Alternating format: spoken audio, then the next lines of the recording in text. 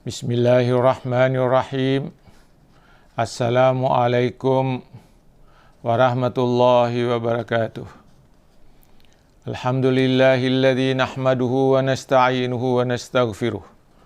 Wa na'udzu billahi min syururi anfusina wa min sayyiati a'malina. May yahdihillahu fala mudhillalah wa may yudlilhu fala hadiyalah. Wassalatu wassalamu ala khairil anam khatamil anbiya'i wal mursalin Muhammadin sallallahu alaihi wa ala alihi wasallam. Amma ba'd. Para pendengar, para penonton, para pencinta ilmu hikmah yang dirahmati Allah Subhanahu wa ta'ala.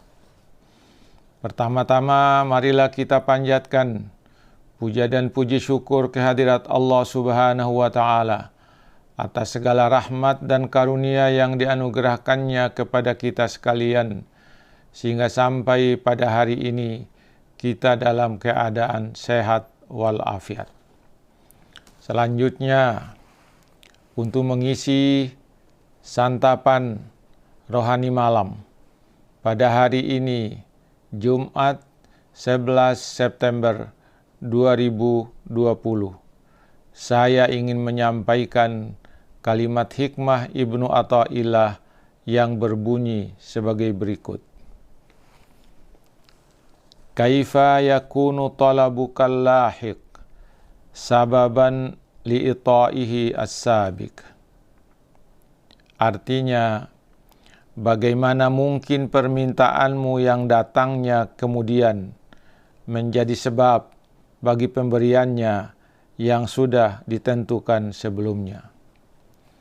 Para pendengar, para pencinta kalimat hikmah Ibnu Athaillah yang dirahmati Allah Subhanahu wa ta'ala.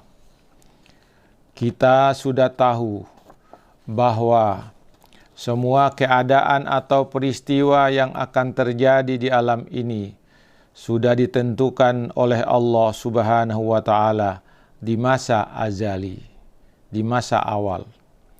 Termasuk dalam hal ini berbagai hal atau nikmat yang akan didapat atau diperoleh oleh manusia dalam kehidupannya di dunia ini. Umurnya sudah ditentukan Allah. Rezeki sudah ditentukan Allah.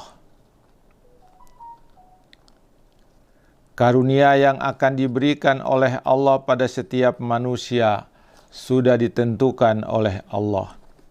Kalau demikian halnya, maka mungkinkah akan terjadi perubahan antara apa yang telah ditetapkan di dalam masa azali, di masa awal di dalam Lauhul Mahfuz, dan apakah Allah dapat memberikan sesuatu setelah penetapan itu?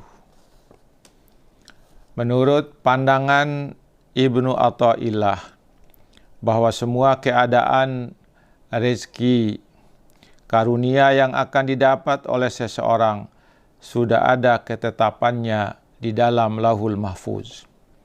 Kemudian beliau mempertanyakan, bagaimana mungkin permintaanmu yang datangnya kemudian menjadi sebab bagi pemberiannya yang sudah ditentukan sebelumnya di dalam Lauhul Mahfuz?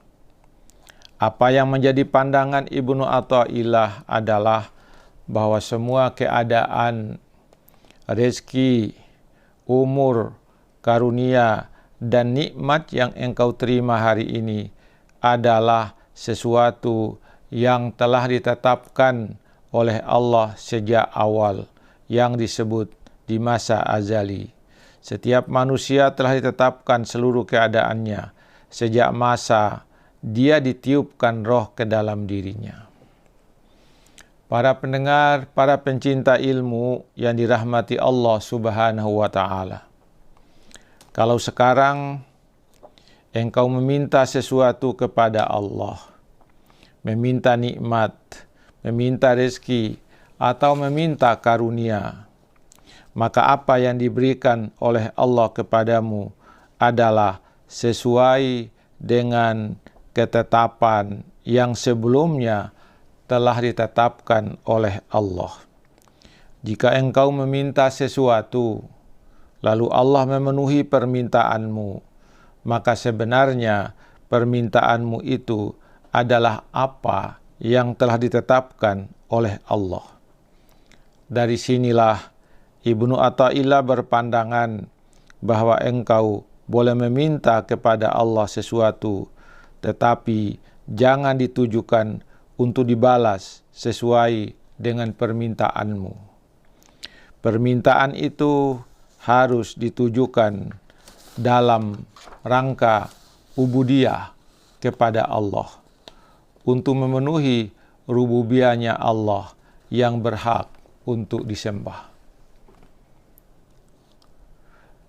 Jika Allah menerima permintaanmu dengan diberinya karunia, maka karunia itu telah ditetapkan oleh Allah.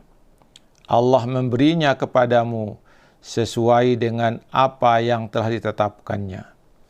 Kalau saja permintaanmu tidak diberikan Allah, maka itu berarti bahwa di masa azali permintaanmu itu tidak tercatat.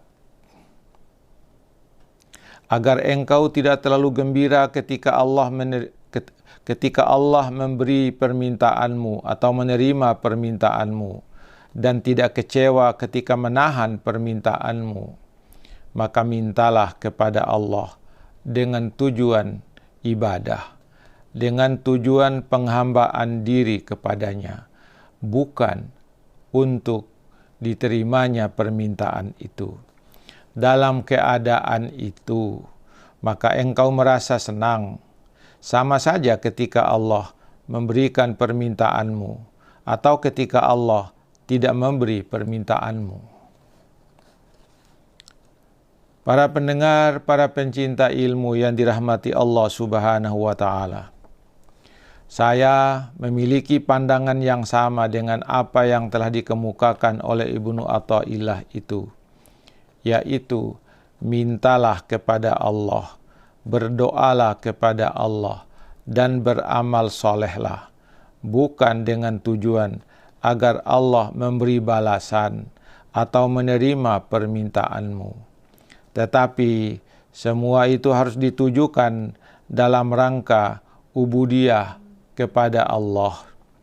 Kalau tujuan amalmu, maka engkau tetap senang, diterima permintaanmu atau tidak dikabulkan oleh Allah.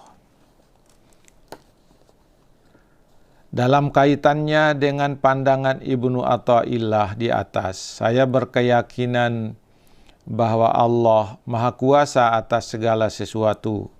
Dia Maha Kuasa untuk mengubah apa yang menjadi keputusannya di masa azali. Dia dapat mengubah apa yang telah menjadi takdirnya di masa azali itu. Hal ini didasarkan pada apa yang dijelaskan oleh Allah sendiri di dalam Al-Quran surah Al-Baqarah surah 2 ayat 186. Wa idza sa'alaka ibadi anni fa inni qarib ujibu da'watad da'i idza da'an falyastajibu li wal yu'minu bi la'allahum yarshudun. Dan apabila hamba-hambaku bertanya kepadamu Muhammad tentang aku, maka jawablah bahwasanya aku adalah dekat. Aku mengabulkan permohonan orang yang berdoa apabila ia memohon kepadaku, maka hendaklah mereka itu memenuhi segala perintahku, dan hendaklah mereka beriman kepadaku agar mereka selalu berada dalam kebenaran. Ayat ini menunjukkan bahwa doa orang bisa dikabulkan Allah.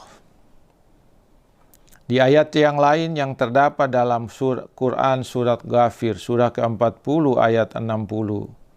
Wa qala rabbukum ud'uni astajib lakum. Tuhanmu telah berfirman, ud'uni astajib lakum. Berdoalah kepadaku, aku akan menerima apa yang engkau minta kepadaku. Para pendengar, para pencinta ilmu yang dirahmati Allah Subhanahu wa Ta'ala, Dari dua ayat ini dapat diketahui bahwa apabila kita berdoa kepada Allah setelah kita memenuhi syarat-syarat yang ditentukan Allah, maka doa kita dikabulkan Allah. Ayat itu didukung oleh beberapa hadis Rasulullah sallallahu alaihi wasallam yang diantaranya menyatakan bahwa dari Sauban, pembantu Rasulullah sallallahu alaihi wasallam, yang hadisnya ini terangkat sampai ke Rasulullah. Beliau berkata, tidak ada yang dapat menolak qadar atau takdir Tuhan kecuali doa. Tidak ada yang bertambah di dalam umur itu kecuali kebaikan. Sesungguhnya seorang hamba dijauhkan atau diharamkan rezekinya karena dosa yang dilakukannya. Para pendengar, para penonton, para pencinta ilmu yang dirahmati Allah Subhanahu wa taala. Di dalam hadis yang lain, Rasulullah menyatakan, la yaruddul qada'a illa du'a. Tidak ada yang dapat menolak qada itu kecuali doa. Para pendengar, para pencinta ilmu yang dirahmati Allah Subhanahu wa taala. Dengan dua hadis itu dapat disimpulkan bahwa doa dapat menolak atau dapat mengubah qadar Allah dan juga dapat mengubah qada Allah, dan Allah sendiri yang mengubah qadar dan qada itu. Dengan doa yang kita minta, bisa saja Allah mengabulkan doa kita dan Allah mengubah qadar dan qada itu oleh Allah sendiri. Para pendengar, para pencinta ilmu yang dirahmati Allah Subhanahu wa taala, inilah pesan-pesan Ibnu Athaillah yang saya jelaskan maksud dan tujuan dari kalimat hikmahnya itu. Semoga kalimat hikmahnya ini bisa mengantarkan kita untuk menjadi santapan rohani kita pada malam hari ini, pada hari Jumat tanggal 11 September 2020. Semoga ini ada manfaatnya bagi kita sekalian. Semoga kita menjadi manusia yang senantiasa dekat kepada Allah Subhanahu wa taala. Semoga ini ada manfaatnya bagi kita sekalian. Lebih dan kurangnya mohon dimaafkan. Billahi taufiq wal hidayah. Wassalamualaikum warahmatullahi wabarakatuh.